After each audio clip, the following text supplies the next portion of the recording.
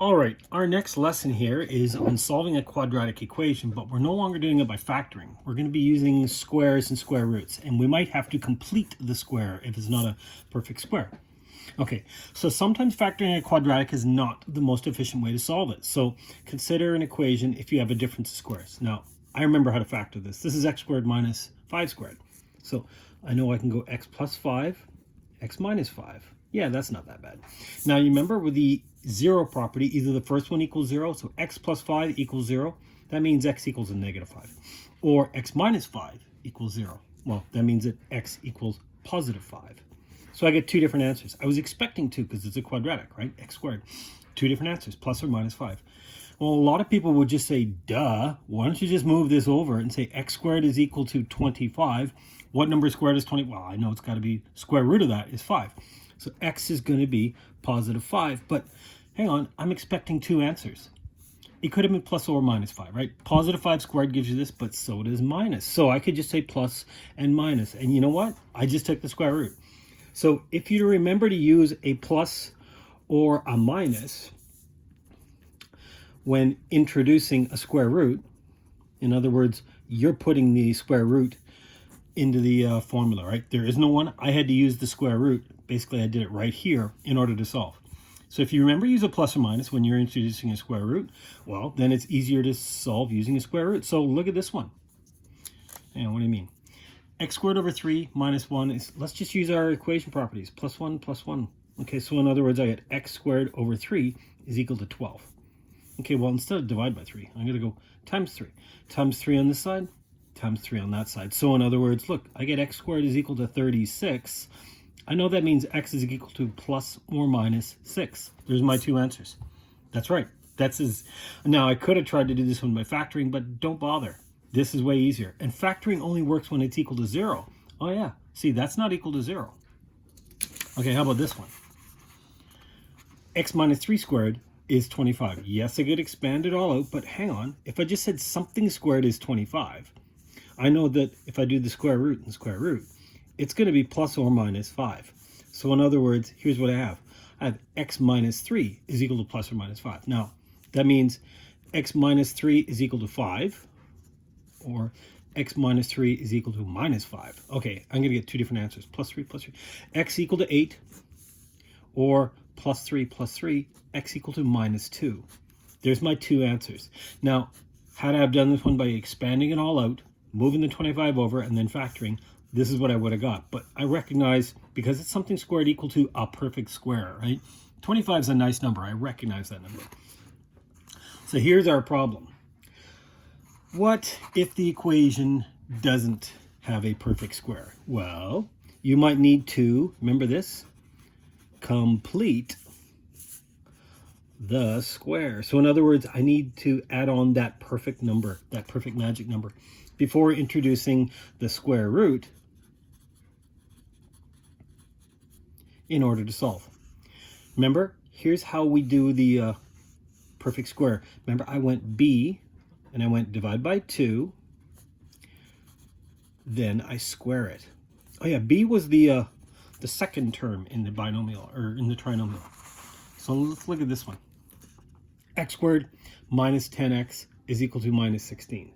Now, x squared minus 10x, remember, I need that number. Half of 10 is 5, 5 squared is 25. I need a 25 here. But if you add on 25, you've changed the question. So I'm going to go plus 25 minus 25. That's equal to negative 16. The reason I did that is because these make a perfect square. This is x minus, 5 squared. Minus 25 is equal to minus 16. So I'm going to go plus 25 to both sides. Plus 25, plus 20. So in other words, x minus 5 squared is equal to positive 9. Hey, that's nice. Now I can do square root, square root. So in other words, x minus 5 is equal to plus or minus 3, right? Plus or minus, because I'm doing the square root.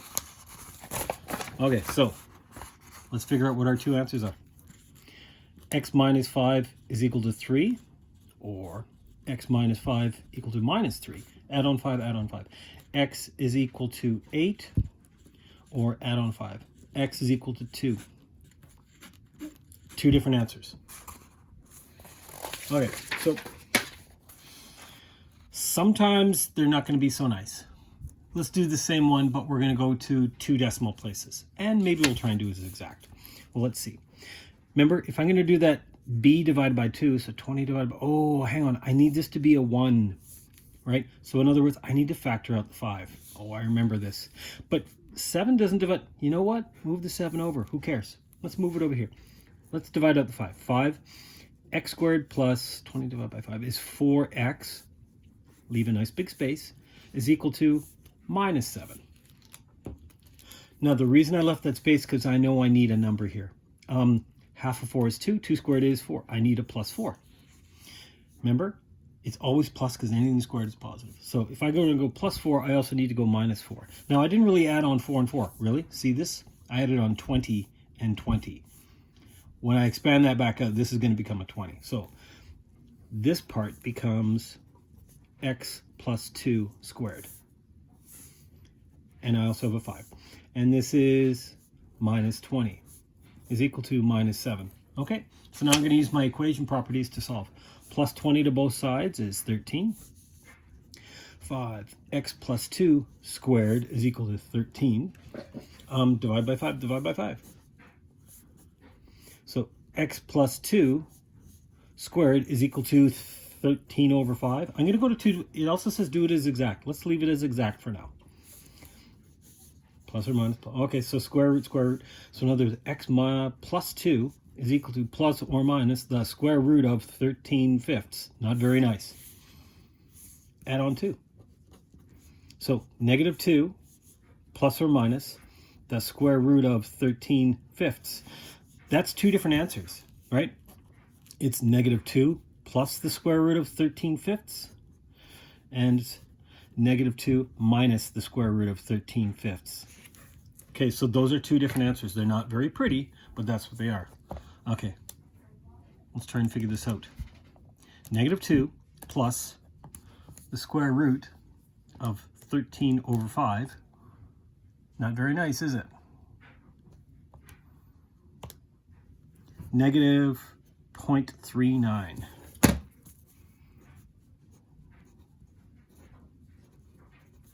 Okay, now if I'm smart, I can just go second enter. Gives me the whole thing I just did. Oh, there we go. Negative 2 subtract the square root of 13/5. Negative 3.61. So that's what they are to 2 decimal places. And you know what? That's what we're going to do most of ours is to 2 decimal places. Exact, we'll do that stuff later. When we do radicals and stuff like that. For now, I'm probably just going to want to go to 2 decimal places because I recognize these. Besides, if I was doing it on a calculator, that's usually what I'd be doing. Okay. So why not simply factor the last one? It doesn't factor. What do you mean? Take a look at this. 2 numbers that multiply to give me 35 and they add up to 20. No, it's 1 and 35 or it's 5 and 7. Doesn't factor. It will not factor. Well, it won't factor into nice numbers. It factors into these 2 ugly ones.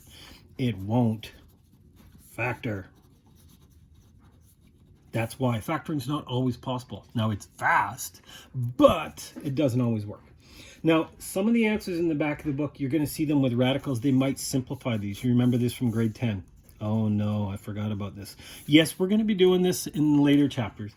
However, most of the time we'll turn it into 2 decimal places. But remember, root 60, something like this, you can simplify them. How do I do that? I make it root 4 times root 15. Why? Because I know the square root of 4 is 2. So this is 2 times the root of 15. So remember, this is a perfect square. I want to try and write these as a perfect square number. That means 4, 9, 16, 25, 36, 49, 64, etc., etc., etc. A perfect square and something else, because I know the square root of 4. Now, some people would argue, I could do root 60 as root 6 times root 10. Yeah, that's true, but this is useless because I don't know the square root of 6 and I don't know the square root of 10. So don't bother doing that. However, I do know the square root of 4. I've memorized that one. So this is how you would simplify a radical. You can turn it into a mixed radical where part of it's a whole number and part of it's a radical. Okay, let's try another one here. solve and leave this one in simplest radical form. Well, I need this to be over here. X squared minus 20x. Leave the equal to 4 minus 4 over there. And notice I left myself a space. Because half of 20 is, oh yeah, this is already 1, good. Half of 20 is 10. 10 squared is, I need 100. So plus 100 and minus 100. Or, at this stage, because it's only a 1, what some people would do is they would add on 100 to this side. And I'll add on 100 to that side. You know what? That way I know I've done the same thing. This becomes, what? X 100. This becomes X minus 10. This becomes 96. Square root, square root. So X minus 10 is equal to plus or minus the square root of 96. So here's we go. Add on the 10. Now, this is plus or minus. When I move this over, it's positive 10. So I'm going to put it in front because it's not plus or minus 10. No, no, no. It's positive 10. And it's plus or minus the square root of 96. Now, the square root of 96, that's 16 times 6. Yeah. Square root of 96 is, so this is root 96 is like saying root 16, root 6, which is 4 root 6. So you could see this written like this. 10 plus or minus 4 root 6. However, if I was to turn that into a decimal, either way, 10 plus square root of 96, 10 minus the square root, I'm going to get 2 different decimals. Same thing as what I'd get here. Okay. Let's try a couple of more here.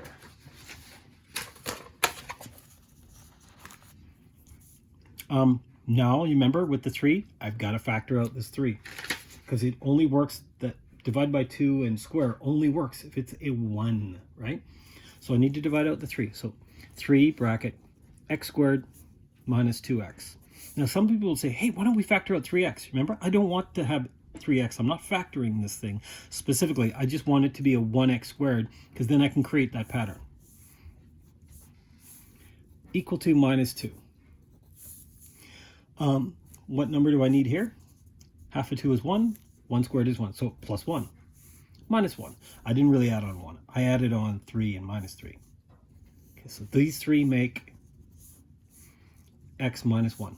And there's a factor of 3. 3 times 1 minus 3, negative 2. Okay, so let's simplify now. Add 3, 1. 3, x minus 1 squared. Divide by 3, divide by 3. So x minus 1 squared is equal to a third. Now I'm going to do the square root, because I can do plus or minus. So x minus 1 is equal to plus or minus the square root of a third. Add on 1. And you know what? Put it in front. X is equal to positive 1 plus or minus the square root of 1/3. Now, square root of a third, you might see this written as root 3 over, oh, I kind of remember that from trigonometry. This is fine. You know what? Turn this into 2 decimals if you really want. 1 plus the square root of a third. 1 minus the square root of a third. That's going to give me whatever my answers are here. Let's try it.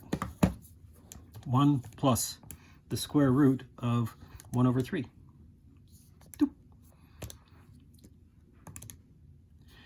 And let's do that again. 1 subtract the square root of a third.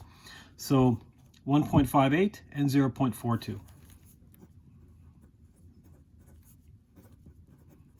Good enough. You know what? We'll worry about the radicals later. Okay, so this will work for any one of them. Let's just make one up. What? You can't just make one up. Sure. How about this? 3? Now let's go 4. 4 x squared.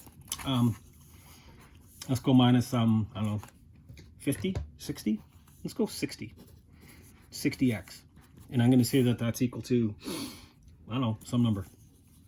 How about 7? How about 700? Okay, whatever. I just made this up. Remember, in order to solve by completing the square, I need to add on a number. But that only works if this is a 1x squared. So step 1, I have to factor out that 4.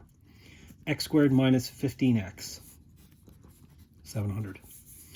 Okay, half of 15 is 7.5. Okay, let's do this one as a decimal. So 7.5 squared is 56.25. plus 56.25 minus 56.25. Now, remember, this 4 is going to multiply it in. This is x minus something. Remember, x squared, this was 7.5 squared. In other words, it's half of this number. Oh yeah, 7.5. There's a factor of 4 here. 4 times this is going to be minus, okay, so 56.25 times 4, boop, 225. Minus 225 is equal to 700. Add on the 225, 925. 4x minus 7.5 squared. Divide by 4, divide by 4. So 925 divided by 4, which turns out to be 231.25. Okay, whatever. X minus 7.5 squared. Now at this stage, remember, I can do the square root. So x minus 7.5 is equal to plus or minus the square root of 231.25. My last step is I'm going to add on 7.5, and I'm going to put it in front because it's not plus or minus, it's positive. X is equal to positive 7.5 plus or minus the square root of 231.25. Let's figure out what those two answers are. Okay, so hang on. 7.5 plus the square root of 231.25. 22.7. 22.71. Now let's do it again. Second enter. I'll go back and I'll just change it to subtract the square root of 231. Negative 7.71. There's my two answers, and I didn't have to factor because this thing does not factor.